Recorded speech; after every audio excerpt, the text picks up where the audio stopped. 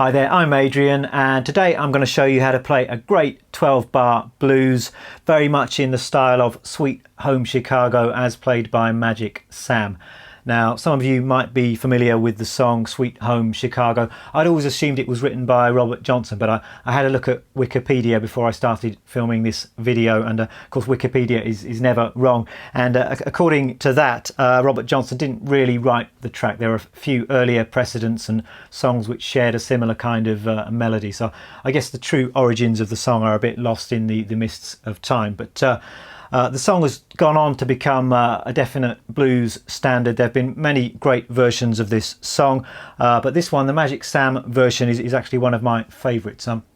It can be heard on this album here, West Side Soul, and I've had this CD for quite a few years, and it's actually one of my favourite electric blues guitar records. So I really recommend you check that out if you're not already familiar with it.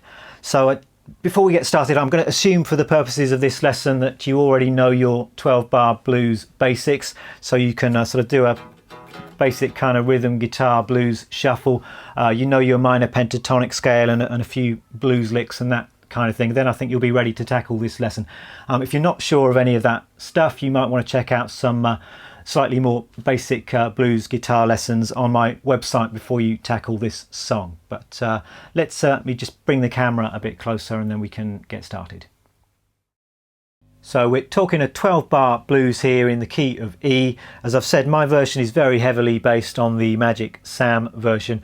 I made a couple of tiny tweaks here and there. I've actually taken the liberty of combining the rhythm and lead guitar parts into one guitar part. I think on the recording Magic Sam is kind of playing the lead licks, and some other guy is playing the rhythm guitar, that kind of part, but it actually works really well as one guitar part. So let's get started.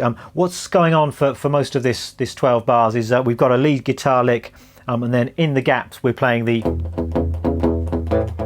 kind of blues shuffle rhythm guitar part. So we're kind of switching back and forth between those two things.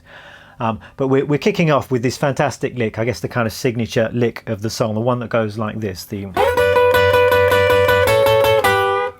It's pretty easy to play. It's all played on the top two string. We're sliding up to the 10th fret on the first string and the 12th fret on the second string. I'm using my index finger and third fingers. And we're playing, it's a triplet rhythm, and we've got 1, 2, 3 beats worth of triplets there. Then we're coming down to the 9th fret on the top string, 10th fret on the second string. Play that 3 times. Then we're dropping that 2 frets lower, playing that once, and actually just giving it a bit of a bend upwards just for that nice bluesy sound. So that's our opening lick, all played in triplets. So 2, 3, 4.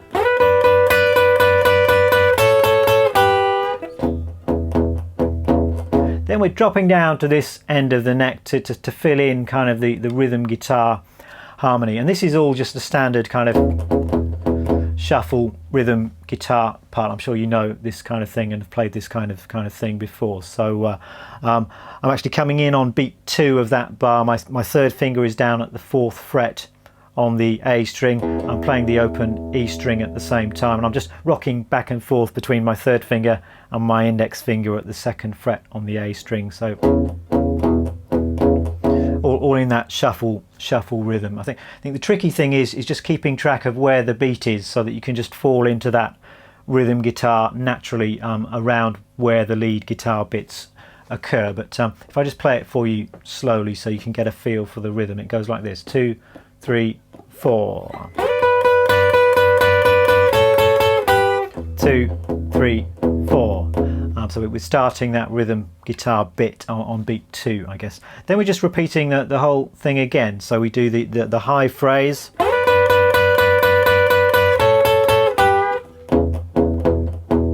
Then we've got another little lead guitar bit. That's just the open B string to the 2nd fret, then 3rd fret on the top string. Just pushing that slightly sharp, sometimes called a curl, where you just kind of bend it a quarter of a tone upwards. And that that's leading us to the 4 chord, to the A chord, which is the same shuffle pattern, but this time played on the 4th and 5th strings. So we've got,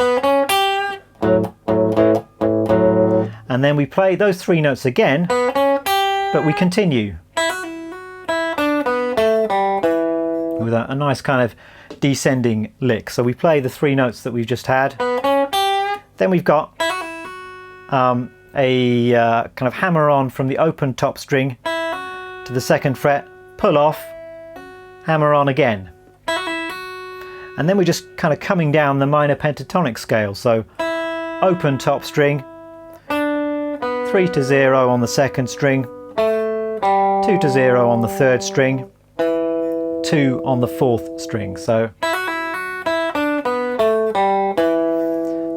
in time, that whole bit, it's coming at the end. We're starting at the end of the bar, just after beat 4, I think. So 1, 2, 3, 4. So I highly recommend you listen to the original recording just to get some of these more complex rhythms. So we've got that lick, then we're back to this again. Our opening lick, but this time we continue a little bit differently. We've got so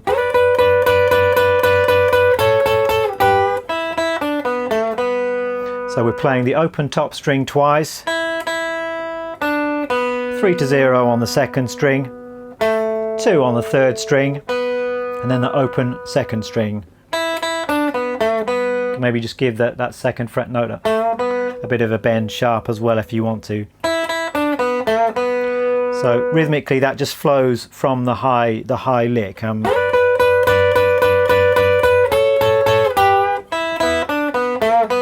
more time.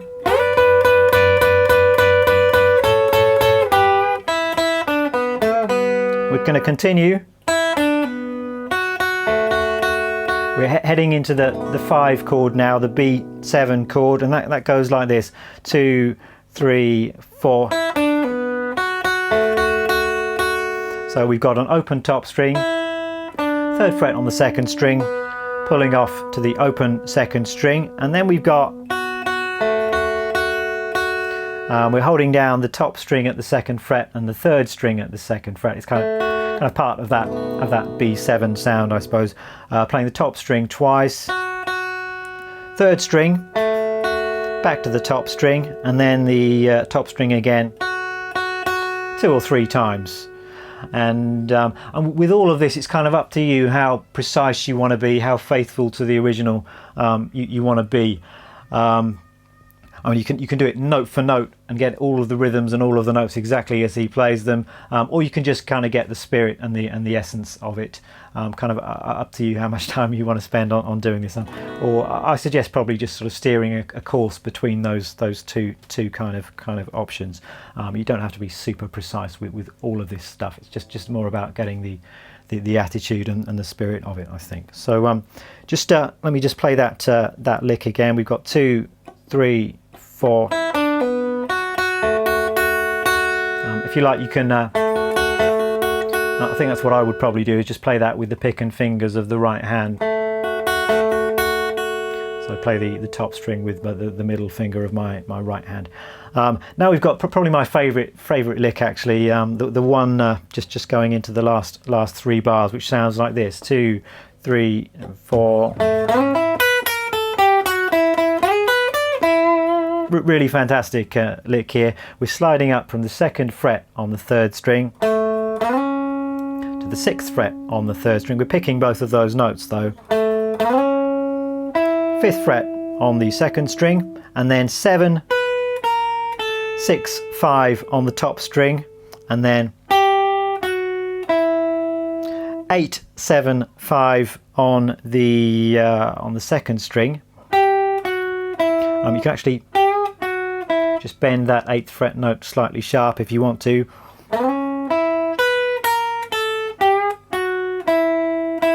Playing that 5th fret note one more time, and then sliding up to the 9th fret on the 2nd string, 7th fret on the top string, 10th fret on the top string, coming back to the E note at the 5th fret on the 2nd string. So a little bit complex, this one. Let me just play that very slowly for you. Got 2, 3, 4.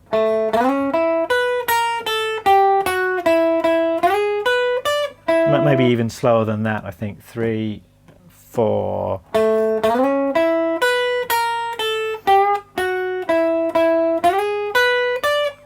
So important to feel. It's all mainly in triplets, but we're coming in with this note here, that the last sort of subdivision of the triplet on beat 4. So 1, 2, 3, 4. 1, 2, 3, 1, 2, 3, 1, 2, 3, 1, 2.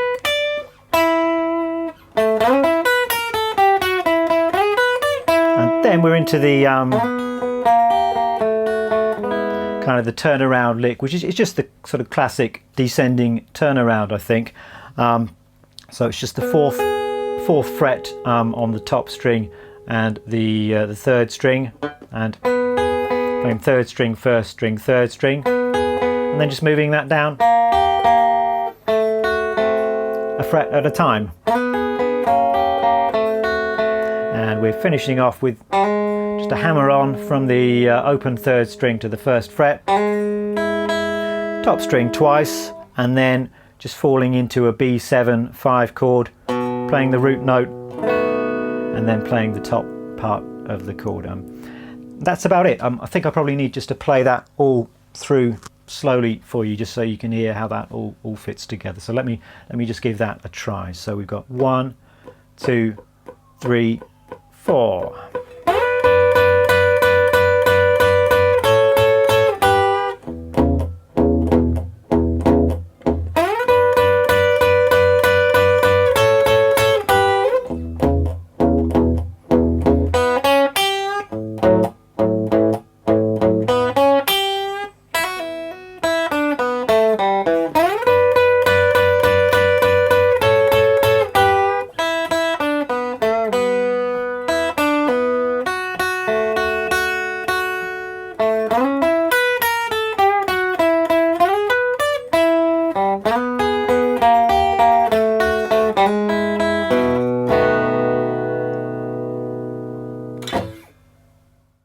So there we are. I hope you have lots of fun learning to play this tune. Make sure you listen to the Magic Sam original version. That will really help you, I think, get the feel and some of those more complex rhythms. There's also lots of other great guitar stuff later on in the song, which I haven't really had time to cover in this video, but you might like to have a try listening to that and figuring out some of the rest of it for yourself. That would be a great sort of ear training and transcribing kind of an exercise. So hope you've enjoyed this video. If you did, there's plenty more on my website. There's some more blues lessons, and then many more lessons in various different styles. Please subscribe, please follow me on Twitter, check out my Facebook page, blah blah blah. Have fun, and I hope to see you again very soon. Bye bye.